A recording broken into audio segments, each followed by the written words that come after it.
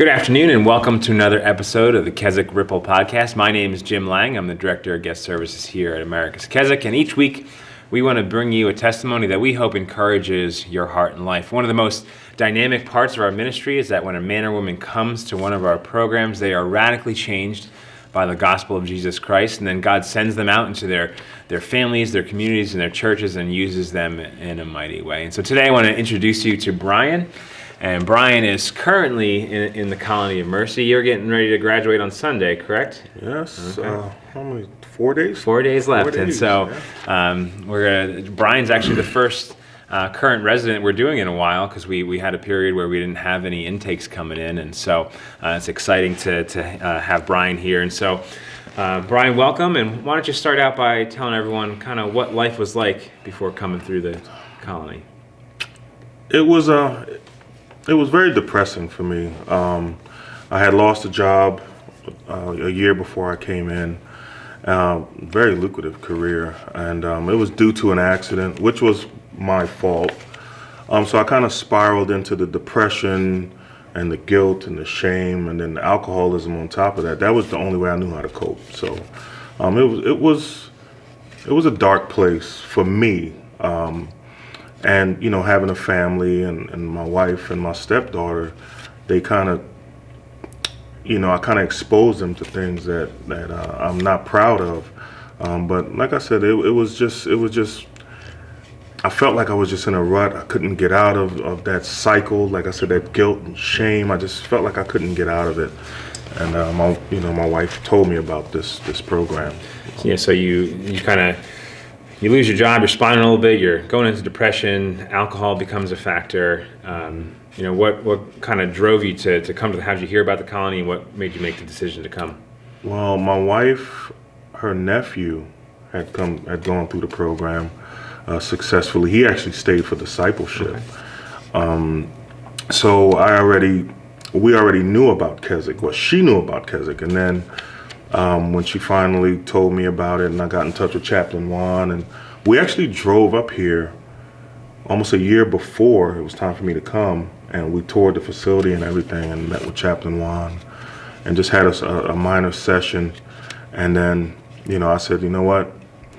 She wanted me to go, or she wanted me to come, but I wasn't ready at that time, But other than that, that's how I found out, about the place and actually knew, what it was all about, and just did a little bit of research. And at that time, like I said, I wasn't ready, but I knew about what Keswick was about. Yeah. And so you came here in June, mm-hmm. And you were, like I said, you were one of the first groups of people we brought in with COVID-19. And so what was it like going through the colony during COVID-19? Oh man, I don't know what it was like before. So for me, it was the first, so I didn't get a chance to see before and after. I know that I wasn't ready to come in, then COVID hit. And then all of a sudden when I finally, the Lord spoke to me, and, it sounds a little cliche at times, but I had gotten to the end of myself, and I said, you know what, I'm going to go in. I actually tried to back out. I called Terry and I said, look, COVID hit. Can I get my money back, And she's like, no, we're not going to do that. So I said, all right. She said, well, just keep calling. I'm like, okay. Then when I finally said, you know what, I'm ready to go, she literally called me. It was like 8 days or so later. So when I came in the whole stabilization process, I can't say it was new for me, because we already were experiencing COVID on the outside. And then it was supposed to be 4 guys, and it was only 2 of us that showed up. Well, one showed up, but he ended up leaving. So it was a lonely time there in stabilization, and that's where God met me.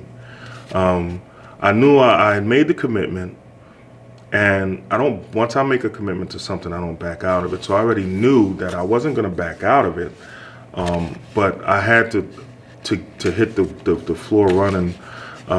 So to speak, and I surrendered to God. I said, you know what, Lord, this is where I am. I need you. And I dropped to my knees and I gave it all to God. That's like my 3rd day in. Now I'm missing home, and I'm missing the family, and the guy that I came in with.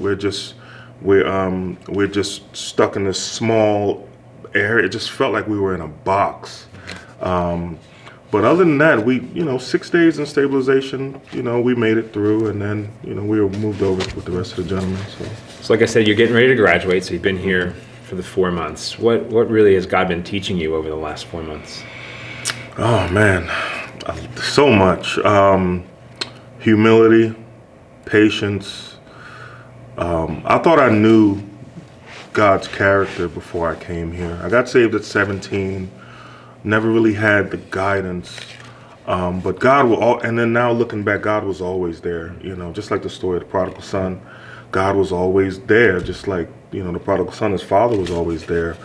But just through through you guys, through the ministry, through the people here at Keswick, and just God just doing a work in me, just so much is.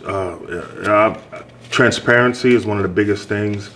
You and I, that we've been in groups together, and there's just times something came into my mind and I just said it, and I always hid stuff from people, always, until I came here. Transparency, I would say, was one of the biggest things, and like I said, humility, love, because a lot of times we think we know what love is, and we really don't. And when God shows us how He loves us, we're like, I really didn't know what love meant until now. And so over the last 4 months, what do you think was the most difficult thing in going through the program? Oh man, the most difficult thing for me, realizing the hurt. I didn't realize how hurt I was until I came here, because I covered up a lot of the trauma that happened in my life. I didn't even realize that I hated someone until I came here. Forgiving myself, that was the hardest thing. Because I always would beat up, and that's what I did on the outside. Even though God says that we're forgiven, and through the blood on the cross and through Jesus Christ, we're forgiven, but we don't. I had a hard time.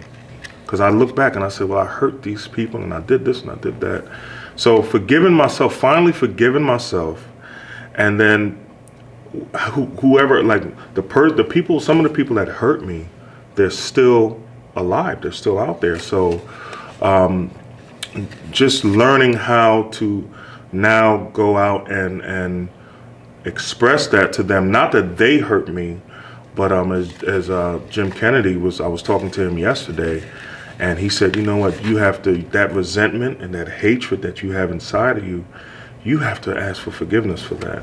And that's something else that I haven't even gone through yet, but I'm ready to go say to the person that hurt me, would you forgive me for feeling this way about you?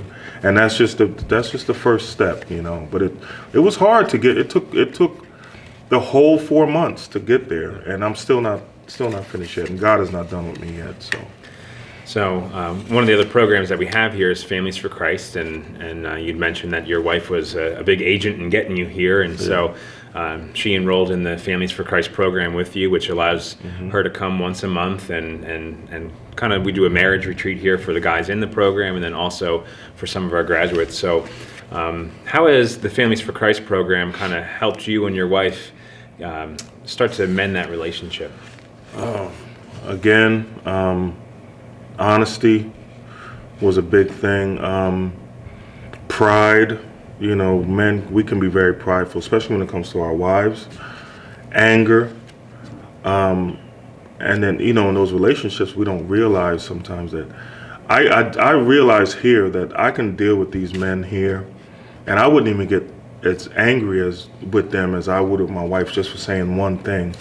And as going through the counseling, I realized that it wasn't really her, that she wasn't the one that really made me angry. It was the underlying issues that I had, the resentment and the pain and the hurt, and just being able to go through with her and have her stand by my side. And she's also a woman of God as well, and her being able to vent and get things out. It's changed me because now I can actually listen to my wife. And that was something that was hard for me. I mean, it might seem simple, but just listening to her without cutting her off, without just being more patient, more loving and understanding. FFC is a great program. I love it. We're actually going to continue FFC. That's great. When after I graduate, I'll be back here 2 weeks later. Awesome. For FFC. So it's definitely and in unity. That was one of the biggest things for our relationship. We weren't a united front, especially at home. We were always clashing, and that's not how God designed us to be. As far as as partners, we're supposed to be united in Christ. So it really helped me. My relationship is completely different from when I came, and I thought it was going to take longer for me to see results in that area, but my wife, she's on board. She's amazing, and the FFC really helped with the relationship. So more than likely, there's someone watching this afternoon that's struggling with addiction. What would you say to that person today? You have to acknowledge it first and foremost, because for a long time, I used to tell myself I'm not addicted to alcohol. I don't have a problem. And then you have to realize, you have to come to the fact that you're hurting somewhere. We don't just get into addiction because we just like to get sloppy drunk or sloppy high and, oh, this is just so fun. We're trying to numb something. So getting to what really is hurting in you is so important, and especially getting into a program like this.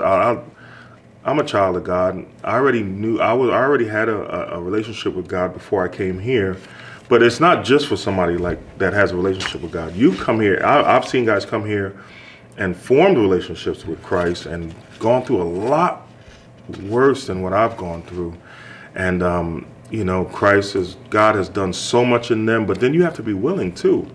You have to acknowledge it. You have to be willing. You have to be transparent, and you have to realize one thing.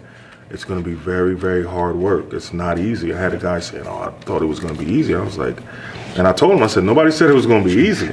And I'm sounding like the people that was told me that, but it's so true. It's not going to be easy because you get so used to these bad habits, and you have to get reprogrammed. So a program like this is definitely worth taking a look at, and even try it. It's 4 months out of your life. I'm already graduating, and it seems like it felt to me now that I just got here. Yeah, 4 months seems like a lot, but it's really not. It's not a lot of time. So, Brian, thank you for sharing a little bit of your story. We hope that this testimony was an encouragement to you. If it was, we encourage you to share it, to like it on Facebook, and we will see you next week. Have a great day.